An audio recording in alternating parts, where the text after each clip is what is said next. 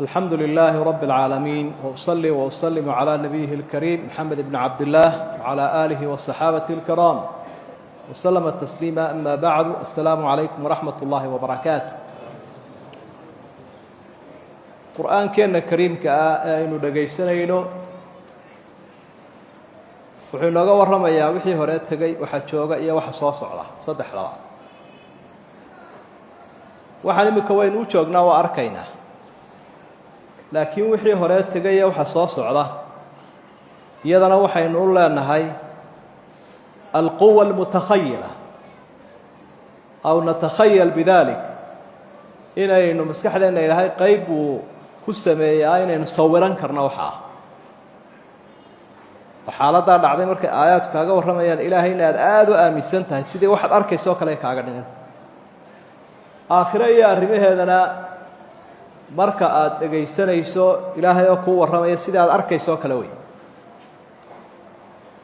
waxay isu taageen aayadda 21 iyo 22 labada aayadooda ka mid ah suuratu Ibraahim. muuqaalku quraanku ina tusayo runtii u baahan in laga diyaar garoobo oo murugada leh waxa weeye dadkii oo ilaahay uu soo saaray aakhiro banaankii la isugu keenay la xisaabiyay, qolana janno gashay qolana naar. qoladii naarta gashay guuldarrada ku dhacday iyo sida isu aadaynayaan, iyo shaydaankii oo warkiiba soo xidhayba wa alqaa khudbatahu albatraa fii jahannama dalmaa. khudbaddiisii guuldarrada badnaydna naartii jahannamo dhexdeeda uga jeediyay dadkii raaceen camlayaashiisa ahaa. wabarazuu lilaahi jamiica. aayadaha aan ku dhowaano si aynu u aragno xaaladda iyo aqwaasha murugada ka muuqanaya. khalqigii oo dhan baa ilaahay loo keenay oo la hor keenay. faqaala aducafaau liladiina istakbaruu inaa kunna lakum tabaca. dadkii la isticmaarsaday ee adduunyada la duufsaday ayaa waxay ku yidhaahdeen kuwii mustacmiriintaa duufsaday, dee war berigii hore waataan idinla soconnay adduunkii. adduunyada koowaad baa haydeen, annaguna labaad iyo saddexaad baanu haynoo waa idiin sacabayn jirnay. waanu idinla daba soconnay wixii aad tidhahdaanba beesha caalamkaa tidhi, wanagii dee sidaa ahayn. fahal antum muqnuuna mina min cadaabi illaahi min shay. fahal antum muqnuuna min cadaabi illaahi min shay. ilaahay haddaba cadaab buu inagu soo hurgufo oo ka bilaabmay, wax ma naga taraysaa? malaa'ikada jawaabtay bixiyeen kuwii adduunyada dhugdhugta hayay lahaa meesha annagaa xukunno iskibrinayay oo ilaahay gacantiisii ku dhigoo naarta dhex yaalla.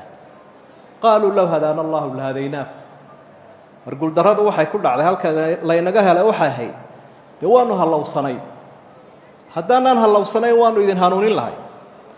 meesha waxaa jirta hanuun la'aan baa dhacday. hanuun la'aan ayay nagu dhacday. qadiyat alhidaaya horeynu uga soo hadalay iyo qiimaha ilaada.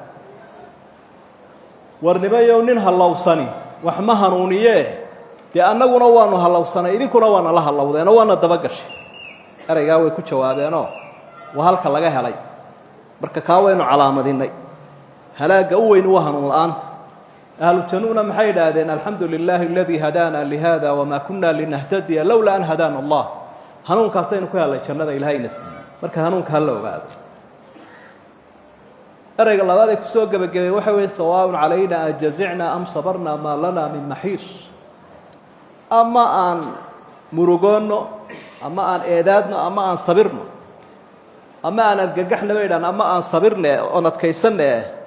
arrinku u dhammaado meelo cararaya ma jira. halkaasaynu qaniinsanaanayna. maa lanaa min maxiis, meel loo fakadaa ma jirto. halkaasuu ilaahay inagu soo xareeyay. xabsigiisii baynu ku jirnaa naaraha. labadaas markay isla aamuseen shaydaan baa isaguna hadlay. wanacuudu billaahi minh. ilaahay baynu ka magagalayna. wa qaala ashayطaanu lamaa qudiya alamr ina allaha wacadakum wacda alxaqi wawacadtukum faakhlaftum. waryaadhaheen buu uhi labadiinnan qole isu jawaabay. war ilaahay ballan buu qaaday, aniguna ballan baan qaaday adduunkii markaynu joogno. anigiiyo ilaahay baa iska hor nimi. anigu ilaahay baan ka hor imi. dee ilaahay ballantiisii uu xaqiijiyey wataa maanta. aniguna ballankayga waan ka baxay. imikaba ogaada ilaahay eed ma leh, anigaa eedda le. wamaa kaana liya calaykum min sulطaanin ilaa an dacawtukum fastajabtum lii. dee aniguna xoog ciidan oon idinku qabsaday muu jirina gacan haadis baan idinku waday dabeetana waa tay soo daba yaacdeen waan idin gacan haadi social mediahan ka gacan haadi saxaafadda tiifiyada balaayada iyo baaska isqaawinta qobka ciyaarka gacan haadiskaasaan anigu waday war soo yaacay war masaajidka ka kaalay war aadaanka ka kaalay gacan fastajabtu macnaa hunaaka dacwatu shaydaaniya siduu ilaahay dacwadu leeyahay xaqiisa dadka loogu yeelo dacwad shaydaaniya barbar socota ta ilaahay inuu wado dacwadii shaydaanka ajiibtay buu oo taydii ahay fastajabtum li idinka ayaa isoo dabagal bal hadda uu garnaqsanaya ninkana khudbadna uu jeedinaya naarta dhexdeeda waanu garnaqsanaya falaa taluumuuni waluumuu anfusakum aniga waxba hay canaananina ilaahayna ha canaananina war naftiina canaanta kii gaaloobay iyo kii faasiq noqdow anigii ilaahay toona ha nagu warwareegina idinku iscanaanta maa ana bimusrikhikum wamaa antum bimusrikhiy anigu idinma gurman karo idinkuna iima gurman kartaana waa la kala aamusay ina aalimiina lahum cadaabun aliim nin kastoo dulmi samayn jiray gaalnimadaa iyo wixii la mid a halkaa kulul bayna haysatee ku daaya warku halkaasu ku dhammaaday marka waxaan baraarujin lahay muuqaalkaasi dee waa mid naxdin badan oo qofka qalbiga taabanaya tala waa maraad garan weydo iyo maraad gaadhi weydo maanta waynu gaadhi karaynaa laakiin yaynaan garan waayin talada shaydaanka laga hadhayo qur-aanku markaa wuxuu inoo tilmaamayaa inuu shaydaanku yahay cadow ama gara ama ha garan haddaad garan weydaad isdhegatirta ayaantaasaad arki ilaahay baynu dhegaysanaynaa aanu ka dhegaysanaynaa inuu cadow yahay waxaa laga yaaba haddii imika bani aadamkuna war halkan col baa soo socda inaad dhegaysato oonaad ilaahay dhegaysanin cadaawadda oo shaydaanku kuu sheegaya haddaba cadowgaasi balaan buu leeyahay qorshe kaartuu dejiyay khariidad markuu ina soo weerarayo khariidadiisaa dhegayso culimada ka hadla suluuka iyo had iyo jeer ka warrama tarbiyada iyo zuhdiga iyo raqaa'iq ibnu qayim raximahullah siduu aada buslinaya masalada ilaa 8 siyood buu khariidadiisa iyo maabka usoo dhigayaa oo weerar kuu yaalla ila markaad colisaysaa waxaad ku xisaabtamaysaa teeba siduu waxyeelada ugu badanaysa horta waxyeelada ugu badan aynu kaga nasan karnaa cadowgaasi ugu aamusino waa maxay ta u horraysaa waxa weeyaan ninku ma han yaraa inkaara ku dhacda shaydaanku ma hawl yara mana han yaraa halka u weyn buu kaaga qabanaya gaalnimadu dadka u bandhiga horta ka maali shaydaani id qaala lilinsaani kfur horta gaalow buu leeyahy hadduu gaalnimada ku kari waayo bidcadu u qurxiyaa waa khatar badan waa qofkiioo bilaa diinahoo isu haysta inuu ama waxaan ilaahay diin ahayn buu ugu cibaadaysanaya wuu isla toosan yahay saaxibulbidca hadduu taana ku kari waayo dembiyada waaweyn buu qurxinayaa in gaalnimada ka sokeeya dhaca sinada dulmiga xanta waxaasuu qurxinaya hadduu taana ku kari waayo dembiyada yaryar buu leeyahy ilaahay in allaha kafuuru raxiim way sidaa kaa dhaafaysa iska korkordhi naagaha iska taataabo iska daadaawo waxaan way ismasaxaysaa saqiirooyinku u badinaya hadduu taana ku kari waayo camalada fadliga badan ayuu kala dagaalamayaayoo camalka laga fadli badan yahay ayuu ku ururinayaa wuxuu isleeyahay intaasoo fadliya hadduu helo hore u liibaanayaae xagga hoose u riix taana hadduu ku kari waayo waxyaabaha mubaaxa ah ayuu u badinayaa iska dherag oo iska seexo oo iska daawo oo iska sheekeeyo salaada gadaal baad ka gaadhaya wadaadada ha sii wadaane aada isaga raaxaysa buu leeyahy iska dhaqo waxyaabaha mubaaxa ah unbu ku mashquulinaya hadduu taana ku kari waayo kani waa nin adkaystay moogta ninka halkaa maraya ee intaasoo difaac soo xidhay wuu adag yahay markaana wuxuu ku soo kicinaya ehelka islaanta iyo ciyaalka iyo qaraabada iyo waxaasu waxaynu soomaalida ka maqal jirnay shaydaanku culimada ciyaalku u dhex fadhiistaa waxbaa ka jira ciyaalkiibuu qaar duufsanayaa islaantiibaaba ku soo kacaysaa heerkii unbaa ku kacsan sheekh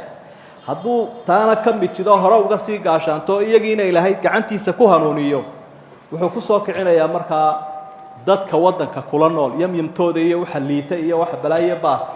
qolo badan oo caayisad arkaysa bay-adiisa hadduu hagaajiyana gaalkiiba wuu joogaa weerarku xagga saru markaana ka imanaya intaasoo marxaladood waa cadowga kaartooyinkiisiiyo waxaa kaloo mudan inaynu ogaano albaabaduu ka soo galo inagu rugteenna iyo reerkeenna inu fadhinaa albaabbuu ka soo galaa haddaba albaabada waxaa labay ku soo ururayaan shubhada iyo shahwada shubhada waxa weeyaan inaad shaki uu kugu abuuro oo adigoo diinba doonayo dadaalah dadaalaya aad shubuhaadku ay kugu bataan oo waxaan diinahay inaad ku warwareegto oo shaki badan uu ku geliyo waa mid waa qofka dadaalaya diinta ku dadaalaya waxa labaad uu ka soo galaa albaabka shahwada wataa aynu ka soo sheekaynaynayo dee dadkan aad arkaysa ee maanta qaawanaanta iyo akhlaaq xumada iyo caalamkii waxa lagu sii daayay waa shahawaadka in xubnaha taranka la dhargiyo oo caloosha la dhargiyo oo indhaha la dhargiyo oo dhagaha la dhargiyo oo xaaraan iyo xalaal la kala eegin shahwadaas weeye albaabka kalena waxa markaa mudan inaad ogaato albaabada maxaa lagu xidhaa iyagana waxaa lagu xidhayaa shubhadaas iyo shahwada cilmi iyo cabsi alleh wattaquu llaha wayucallimukum allah qofku hadduu cilmi yeesho shubahaad ku noolaan maayo aqoon buu helayaa albaabkaa uu iska xidhayaa hadduu cabsi alle leeyahayna kolba qofka cabsidiisu intay tahay ayaa uu noqdaa shahawaadka xiisaynta uu xiisaynaya marka haddii cabsidiisu ay aad u badanta shahawaadka raacidooda way ku yaraanayaan qofka labadaasaa lagu xidhaa waxaad si ogaataa markuu albaabada ka soo galaya shaydaanku irbaduu sitaa ama rasaasba ila waa cadow soo maaha rasaas buu sitaa marka rasaastaana iyadana waa in lala socotaa sida looga gaashaamanayo waxa weeye casabiyadda iyo caatifadda iyo cadhada waa injectionkiisa irbadaa uu kugu dhufanaya wey markuu kuu yimaado irbadiibuu kugu dhufanaya casabiyadda reer hebel iyo qabyaaladii iyo wadaadiya waranla midkaa waad istaarhmaysa dii minka reerkiina la caadado iska tasbiixsanaya tusbaxaad yara dhiganaysaa horta markaasaad difaac galaysa ama xisbigiinii baa la caayay ama dowladdiina xabad irbadu kula helay wuxuu kugu dhufanayaa waxaa la yidhaha caatifadda mar baa qofka laga yaabaa inuu aada u faraxsan yahay oo farxadda uu kaga faa'iideeyaba uu xagga kale ula doolo oo wax badanoo xaaraana uu ogolaado wax badanoo xaaraana uu fasaxo oo caatifaddu ka faa'iidaysanaya cadhaduu ka faa'idaysata ta ugu khatarsana adigoo saa isaga caadiyaba ama qof kuu imanaya ama waxbaad arkaysaa waad cadhoonaysa waad gariiraysaa go-aamo aan caadi ahayn baad qaadanaysa marka rasuulkuna sala allahu calayhi wasalam wuxuu ina barayaa waxyaabaha lagu gaashaantay inuu ka mid yahay dikriga ilaahay oo la badiyo la xuso iyo isticaadada waxa la yidhaha asxaabi buu arkay intuu cadhooday qowlaladu kareen oo indhow casaadeen nebigu wuxuu uhi kelmad baan ogahay ninkaasi hadduu ku dhawaaqi lahaa culayskaasi uu ka degi lahaa acuudu billaahi min ashaydaani arajiim bal tijaabi adiga oo cadhaysan haddaad ku celiso acuudu billaahi min ashaydaani arajiim ood waddo waxaad arkaysa xaraaradaadiiyo hoos usii degaysa marka waa inaad ku xisaabtantaa wakhtiga aad isbedelaysa caatifadaada ama casabiyadaada ama cadhadaada in irbadihii ay kugu socdaan cadowga oo albaabkii intuu ka soo galo soo jebiyey khadkii difaaciina wuu soo jebiyey albaabkiina wuu ka soo galay irbadiina wuu kula helay marka sida looga gaashaantaana waa sidaa waxaasoo dhan dee aayaadkii iyo nusuusta ku jiraane laakiin waxoo dhan waxa u muhiimsan horta inaad ogaato cadow ma yahay iyo inaad ku baraarugsantay wax laga yaabaa imika adigoo halkaa fadhiya ayaad isla sheekaysanaysa waad fikiraysaa waxyaaba xun baad ku fikiraysaa kolba mawjadaa ku soo maraya adigu waxaad isleedahay adaa tashanaya laakiin waa lagu heliyaa waxaad garanaysaa kolka dambeed iska naarto war markii dhaweytay markaad waxaa ku fikiraysay miyaanad caadi ahayn talow dee waa lagugu daldalayo waa lagaa dhaxadlaya isbaad ogeyn allah ina asturo allahuma inaka cafuun tuxibu alcafwa facfu cana صلى الله على نبينا محمد وآله وصحبه وسلم وسبحان ربك